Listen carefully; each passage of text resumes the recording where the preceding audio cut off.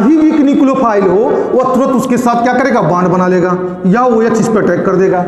जब OH minus charge इस पर अटैक करेगा तो बनेगा क्या हमारा CH3 CH3 and CH3 and OH। अब देखिए यार, तो हमने 2 स्टेप में लिख दिया, लेकिन यह स्टेप कैसा होगा, हमारा फर्स्ट स्टेप होगा, क्योंकि यह कार्बोकैटायन बना हुआ है, इसको जल्दी है रिएक्शन करने की, इसको जल्दी है, तो किसी भी न्यूक्लियोफाइल से इजीली वो कंजुगेट होकर के यह प्रोडक्ट को बना लेगा।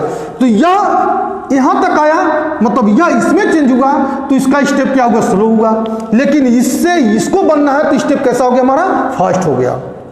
क्लियर है? यहां से यहां स्टेप स्लो क्यों हुआ, क्योंकि स्टेबिलिटी से अनस्टेबल में चेंज होना है। स्टेबिलिटी से, इसका एग्जैक्ट एक्सप्लेनेशन क्या होगा कि यह स्टेबल से अनस्टेबल बनना चाहता है, इसलिए इसका स्टेप क्या हो गया, स्लो हो गया। लेकिन यह अनस्टेबल से पुनः स्टेबिलिटी में ऑब्टेन करने के लिए रिएक्शन क्या हो गया, हमारा फर्स्ट हो गया।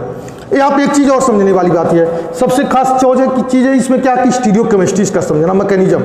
देखिए कि जब यह इसमें चेंज हो रहा है, मतलब इसको अगर हम लिखा जाए तो कैसे लिखेंगे कि टेट्रा, मतलब इसका टेट्राहेड्रल स्ट्रक्चर में कैसे लिखेंगे कि CH3 ये सेंट्रल कार्बन है, ठीक है, सेंट्रल कार्बन में 2 प्लेन पे हैं, एक CH3 यहाँ पे प्लेन पे हो गया, एक Br हमारा यहाँ प्लेन पे हो गया, और एक प्लेन से बाहर की तरफ जो सॉलिड वेज स्ट्रक्चर के द्वारा रिप्रेजेंट कर रहे हैं हम CH3, और यह जो है डॉटेड लाइन के द्वारा हम रिप्रेजेंट कर रहे हैं, यहाँ भी हो गया हमारा CH3, ठीक है।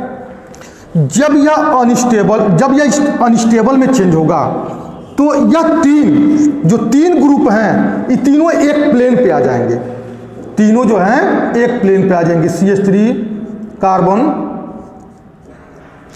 CH3 and CH3 carbocation. यहाँ देखिए, अब यह जो है तीनों को है एक प्लेन पे आ गए, तीनों जो है एक प्लेन पे आ गए। अब जब तीनों प्लेन पे आ गए तो न्यूक्लियोफाइल ऊपर से भी अटैक कर सकता है और नीचे से भी अटैक कर सकता है। जैसे मान लीजिए प्लेन पे है तो न्यूक्लियोफाइल इधर से भी अटैक कर सकता है, न्यूक्लियोफाइल इधर से भी अटैक कर सकता है, दोनों साइड से न्यूक्लियोफाइल अटैक कर सकता है। तो जब दोनों साइड से न्यूक्लियोफाइल अटैक कर सकता है तो यह जो है इनका एक मिरर इमेज बनेगा।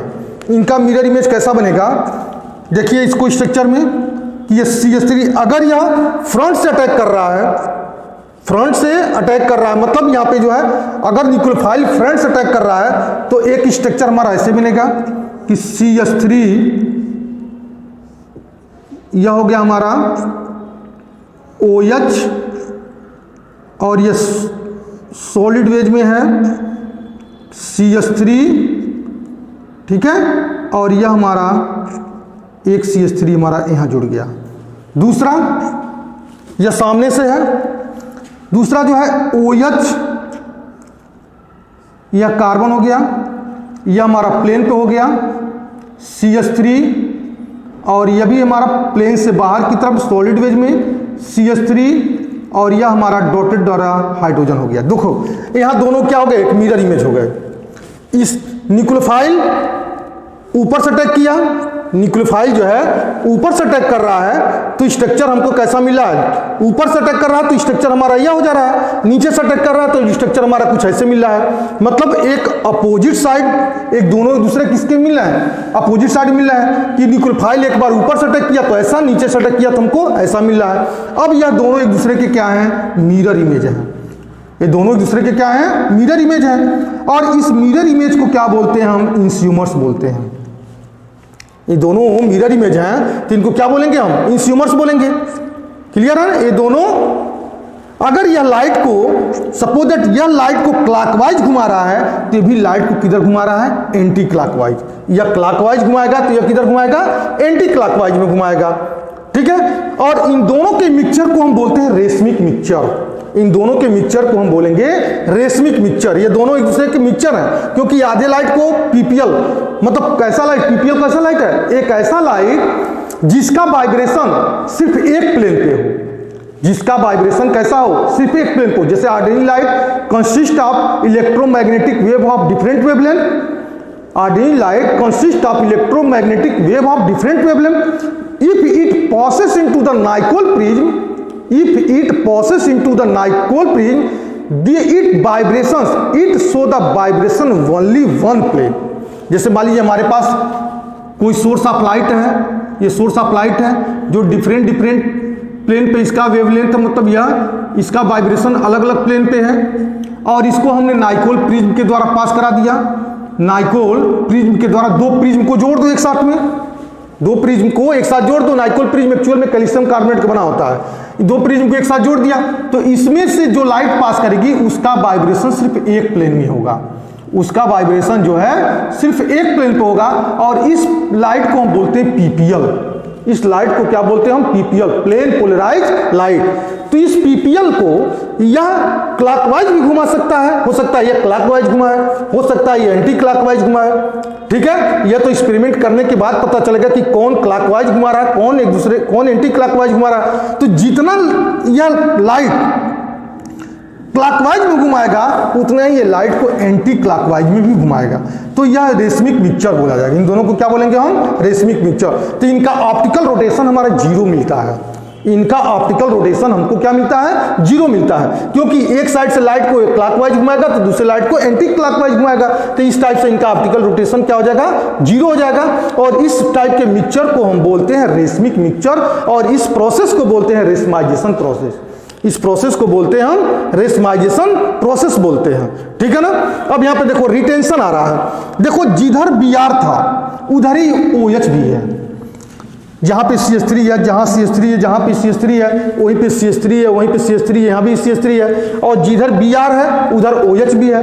तो इसका अगर सेम स्ट्रक्चर मिल रहा है, दोनों का सेम स्ट्रक्चर है, तो इस प्रोसेस को हम बोलते हैं रिटेंशन।